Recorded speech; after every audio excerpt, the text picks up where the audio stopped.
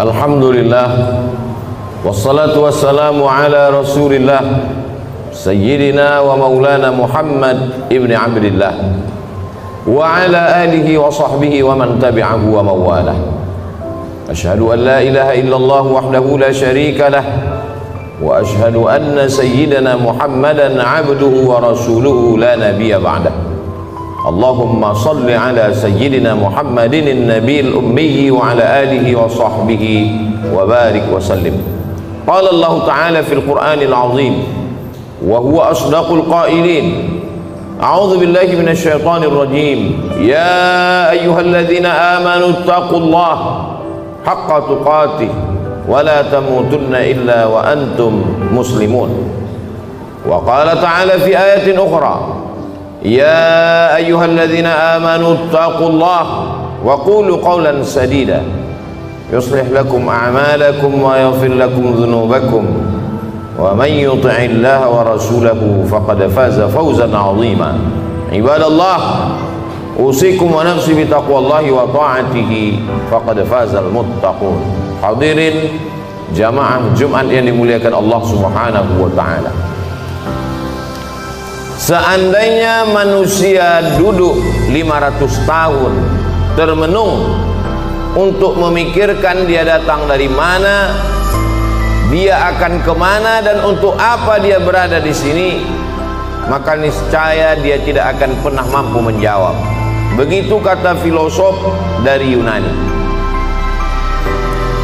Karena keterbatasan akal manusia untuk menjawab pertanyaan dari mana, mau kemana, untuk apa, maka Allah dengan Rahman dan Rahimnya mengutus Sayyidina wa Maulana Muhammad sallallahu alaihi wasallam.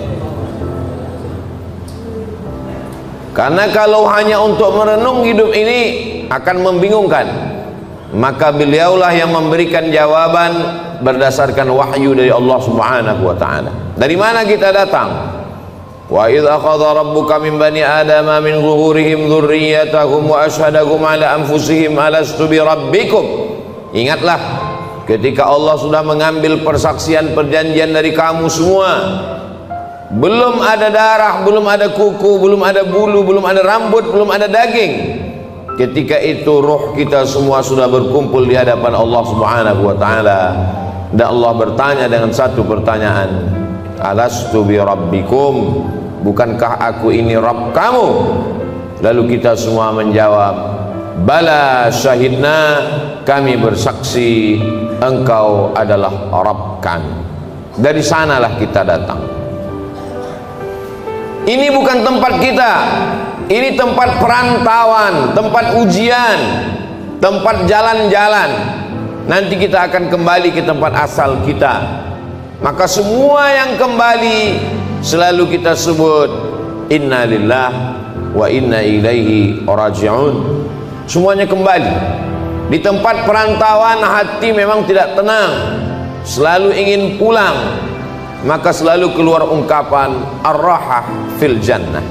Ketenangan itu nanti di kampung halaman tempat asli kita di surga, bersama Allah, bersama Rasulullah sallallahu alaihi wasallam. Setelah kita tahu, kita sadar kita datang dari mana, lalu untuk apa kita di sini?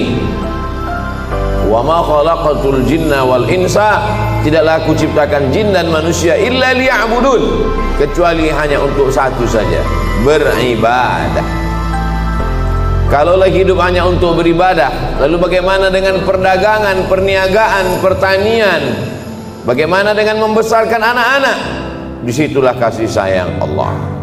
Yang berdagang pun juga bernilai ibadah. Melangkahkan kaki dari rumah, bismillahirrahmanirrahim, wa'alallah wa'tasamtu billah la haula wa la quwata illa billah. Maka sesungguhnya di dalam tokonya, di dalam rukonya, di dalam pasarnya dia sedang beribadah. At-tajir seorang pedagang, as-saduq jujur, al-amin amanah, tidak curang, tidak bohong, tidak tipu, tidak dusta. Ma'an nabiyyin, mereka bersama dengan para nabi, was-siddiqin, bersama dengan orang yang benar, was-syuhada, bersama orang mati syahid, wassalihin, mereka akan bersama dengan orang-orang yang saleh. Mereka beribadah. Seorang ulama ahli tasawuf bersama diberi nama Imam Junaid al-Baghdadi. Kita selalu mengenal bahwa Islam ini iman, itulah dia akidah. Islam itulah dia salat, zakat, haji, umrah, puasa. Dan ada yang disebut dengan ihsan. Ihsan hubungan batin, spiritual, mensucikan hati. Suci itu bahasa Arabnya safa. Orang yang mensucikan hati, man safa qalbuhu lillah. Mereka yang bergelimang, bergelut dengan ilmu mensucikan hati disebut dengan orang-orang menekuni ilmu tasawuf. Maka di antara ulama besarnya adalah Imam Junaid al-Baghdadi. Imam Junaid al-Baghdadi memiliki toko di pasar. Dia pagi datang membuka tokonya, ketika ada pembeli dia akad jual beli. Ketika tidak ada pembeli dia sholat sunat. Ketika sepi dia sholat sunat. Ketika ramai dia tetap melayani, karena dua-duanya adalah ibadah. Setelah 400 rakaat dia tutup tokonya, dia pulang ke rumah. Sesuai antara dunianya hasanah, akhiratnya juga hasanah. Bagaimana dengan bercocok tanam, bertani? Idza waqa'at ala ahadikumul qiyamah, kalau hari kiamat sudah mau datang, wa fi yadihi fasilah, di tanganmu ada bibit korma, falyughrisha, tanamlah bibit korma. Kenapa? Karena kita tidak berpikir siapa yang akan memakan manis buahnya, siapa yang akan bernaung di bawah daunnya yang rimbun. Kita hanya berpikir bahwa kita sudah memakmurkan alam semesta dengan tanam-tanaman. Dosa bukan hanya zina, dosa bukan hanya khamar. Man qata'a sidratan, siapa yang memotong sebatang pohon sidir, sawwaballahu ra'sahu finnar, disungkurkan Allah kepalanya ke dalam api neraka. Begitulah Islam. Islam tidak hanya membatasi ibadah pada salat, rukun, syarat, wajib, sunat, sunan muakkad, itu ibadah mahdhah namanya. Tapi ada perbuatan-perbuatan yang kelihatannya bukan ibadah, tapi dia bernilai ibadah. Polisi, tentara, angkatan laut, darat dan udara, mereka sedang beribadah. Kalau mereka mati, matinya jihad fisabilillah, menjaga perbatasan negara, menjaga keutuhan negara, bagian dari ibadah dengan niatkan bismillah dengan nama Allah. WC, toilet, bau busuk, jorok, najis, tempat setan, masuk ke dalamnya dengan berdoa, Allahumma inni a'udzubika minal khubuthi wal khaba'ith. Maka ketika itu dilakukan, itu pun juga bernilai ibadah. Begitulah luasnya rahmat Allah Subhanahu wa ta'ala. Langkah kaki, hayunan tangan, kedipan mata, bisikan telinga, berapa darah yang dicuci buah pinggang, berapa nafas yang berhembus, berapa lintasan hati dan pikiran, kita mau semuanya itu bernilai ibadah kepada Allah Subhanahu wa ta'ala. Karena kita tidak diciptakan untuk apa-apa kecuali melainkan hanya beribadah. Itulah mengapa subuh kita katakan iyyaka na'budu, kepada Engkau kami beribadah. Tergelincir matahari kita lagi mengulang iyyaka na'budu. Condong matahari saat petang kita ulang lagi, tenggelam matahari kita ulang, sempurna gelap malam sholat isya, dan kita terbangun tahajud malam, kita katakan iyyaka na'budu, kami beribadah hanya kepada Engkau, tidak kepada lain. Karena memang tujuan hidup kita adalah ibadah. Bagaimana ibadah orang kaya? Dengan hartanya, membangun masjid, menyantuni anak yatim. Bagaimana dengan orang yang fakir miskin? Dengan sabarnya, dengan ridhanya, menerima takdir ketetapan Allah. Orang yang sakit pun beribadah. Yang hari ini terbaring di ruang ICU, mereka sesungguhnya juga dengan sabarnya ibadah. Kalau sesuai keinginan kita dengan keinginan Allah, yang kita doakan, yang kita harapkan datang, Allah ingin kita bersyukur. Syukur adalah ibadah. La in syakartum la azidannakum. Kalau tidak sesuai yang kita inginkan dengan yang datang, kita risau dan marah, maka kita dalam murka Allah. Ketika sesuai yang kita harapkan, Allah ingin kita bersyukur. Syukur adalah ibadah. Ketika tidak sesuai yang kita inginkan dengan kenyataan, Allah ingin kita bersabar. Dan sabar adalah ibadah tersempurna di antara semua ibadah. Maka Allah katakan, innama yuwaffas sabiruna ajrahum bighairi hisab. Orang-orang yang sabar balasannya paling sempurna, paling penuh, bighairi hisab, tidak dapat dihitung oleh hitungan manusia. Maka kalau kita lihat perjalanan nabi-nabi, ibadah mereka lebih banyak sabar daripada syukur. Nabi Ibrahim alaihissalam bersabar mendapati seorang ayah Azar membuat berhala, bersabar terusir dari kaum penyembah bintang, bersabar dibakar oleh Namruz mengaku Tuhan, bersabar tidak punya anak 86 tahun baru dititipkan Ismail, bersabar ketika mesti terasing dengan anak, buah hati belayan jiwa, ditinggal di kota Makkah Al-Mukarramah, dia mesti kembali ke Palestina, bersabar ketika diminta Allah untuk berkurban seorang anak. Lebih banyak sabar daripada syukur. Man asyaddun nasi balaan, siapa orang yang paling kuat ujiannya ya Allah, ya Rasulullah? Rasul menjawab, orang yang paling kuat imannya, itulah yang paling keras ujiannya. Al-Anbiya, para nabi-nabi, thummal amsal fal amsal, dan orang yang lebih kuat. Jadi ketika ujian datang silih berganti, hubungan kita dengan Allah kita bangun dengan husnuzan. Kalau dengan manusia saja kita bisa husnuzan, kenapa seorang anak buah diperintahkan untuk menunggu direktur atasan mampu menunggu sekian jam? Kenapa dia mampu menunggu? Hanya karena mengharapkan gaji bulanan, karena mengharapkan naik pangkat dan jabatan. Dia husnuzon dengan atasannya. Mengapa kita tidak pernah husnuzon dengan yang paling tinggi, paling mulia, paling agung, paling teratas di antara semua atasan? Dialah Allah. Kita husnuzon kepada Allah subhanahu wa ta'ala. Menyenangkan atau menyusahkan, baik atau tidak baik, itu menurut pandangan kita. Dalam pandangan Allah semuanya baik. Maka kita mintakan kepada Allah yang baik menurut Allah. Berapa banyak anak-anak menganggap orang tua tidak sayang. Anak berharap ingin dibelikan handphone, anak berharap ingin dibelikan sepeda motor, anak berharap ingin dibelikan mobil. Orang tua yang tidak membelikan keinginannya menganggap orang tua tidak sayang. Padahal itulah orang tua yang sayang. Dia tidak ingin anak ini rusak, dia tidak ingin anak ini kecanduan game online, dia tidak ingin anak ini akalnya tidak dipakai untuk belajar.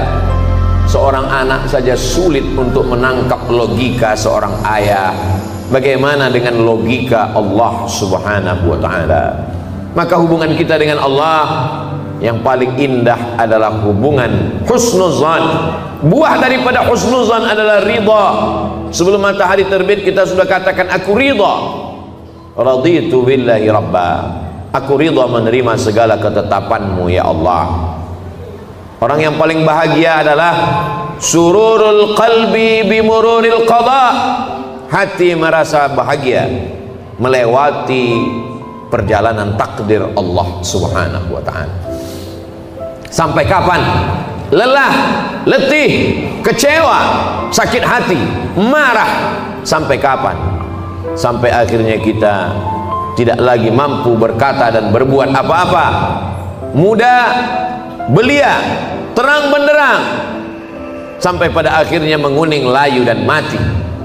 Di sini tempat kita sejenak singgah dalam perjalanan panjang, mampir sejenak ke pom bensin, ke toilet, berwudu, makan, istirahat. Setelah fresh kita lanjutkan perjalanan. Perjalanan kita selanjutnya adalah kembali menghadap Allah. Ketika kita sudah lulus dengan berbagai macam ujian, ridha, sabar, tawakal, berat ujian hidup, ada yang maha besar tempat mengadu. Angkat kedua tanganmu, katakan Allahu Akbar. Besar ujian hidupmu, ada yang maha besar. Allahu Akbar, besar dosamu, ada yang ampunannya lebih luas. Dzunubi mithlu a'dadir rimali, dosaku sebanyak buih di lautan, sebanyak pasir di pantai, tapi ampunanmu lebih luas, lebih banyak lagi daripada itu ya Allah. Abu'u laka bi ni'matika alayya, aku datang menghadapmu membawa nikmatmu, nikmat mata, nikmat tenaga. Wa abu'u bi dzambi, tapi justru aku datang membalasnya dengan dosa-dosaku. Tapi aku yakin dan percaya Engkau mengampuni segala silap, salah dan dosa. Innallaha yaqbalu taubatan 'abdi qabla an yugharghir. Allah menerima taubat seorang hamba sampai kapan? Adakah batasan 40 tahun? Tidak ada. Sebelum ghargharah, sebelum sakratul maut, kembali ke jalan Allah. Ya ayyuhalladzina amanu, orang yang percaya bahwa dia akan kembali kepada Allah, hidup sejenak sementara. Man arafad dunya hanan alaih, siapa yang kenal dunia maka ringan bagi dia menjalani hidup dunia.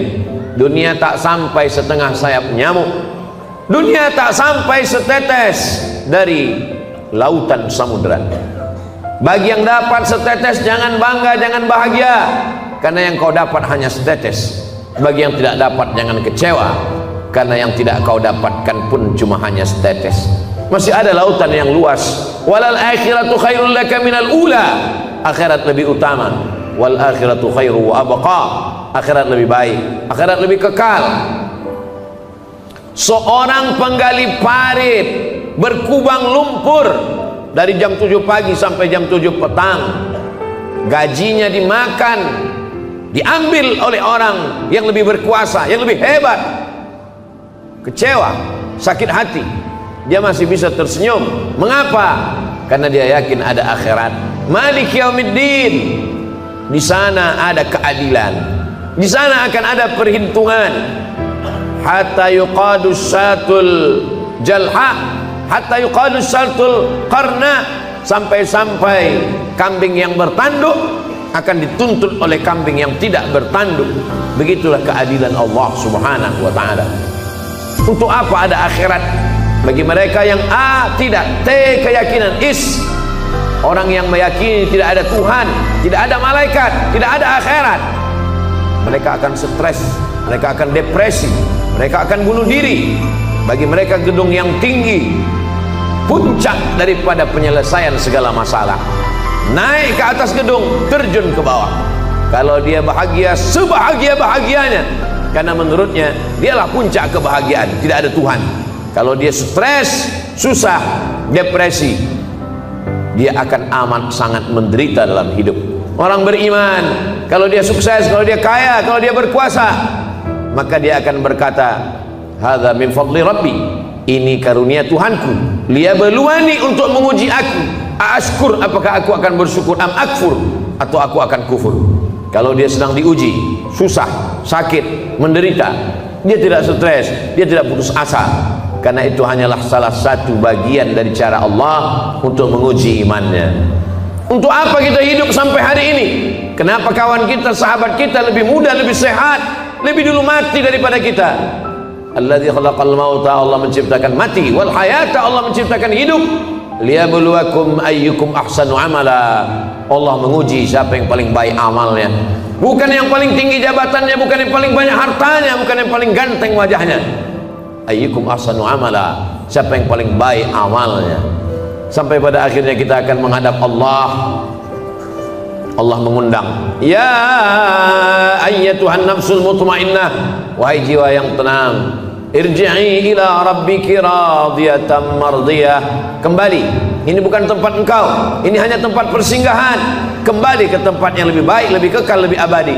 Irji'i ila rabbiki radiyatan, engkau dalam keadaan ridha, mardiyah, dan Allah pun meridai engkau. Fadkhuli fi ibadi, masuklah ke dalam golongan hambaku. Wadkhuli jannati, masuklah ke dalam surgaku. Innal ladzina amanu, orang-orang yang percaya, tsumma istaqamu, kemudian mereka istiqamah, tatanazzalu alaihimul malaikah, turun malaikat kepada mereka. Apa kata malaikat? Allah takhafu, jangan takut, jangan takut dengan sakaratul maut, jangan takut. Wala tahzanu, jangan sedih, jangan cemas, Jangan sedih meninggalkan istri, anak, keluarga, kantor, kawan, sahabat. Jangan sedih.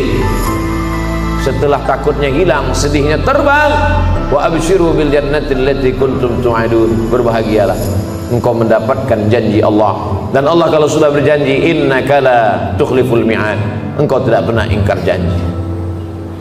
Semoga kita selalu dalam keadaan istiqamah iman dan Islam, bersabar dalam keadaan senang, kenyang, diberikan kekuatan dalam keadaan susah dan payah. Barakallahu li wa lakum fil Qur'anil azim wa nafa'ani wa iyyakum bima fihi minal ayati wa dzikril hakim wa taqabbala minni wa minkum tilawatahu innahu huwal ghafurur rahim. Allahumma shalli ala sayyidina Allahumma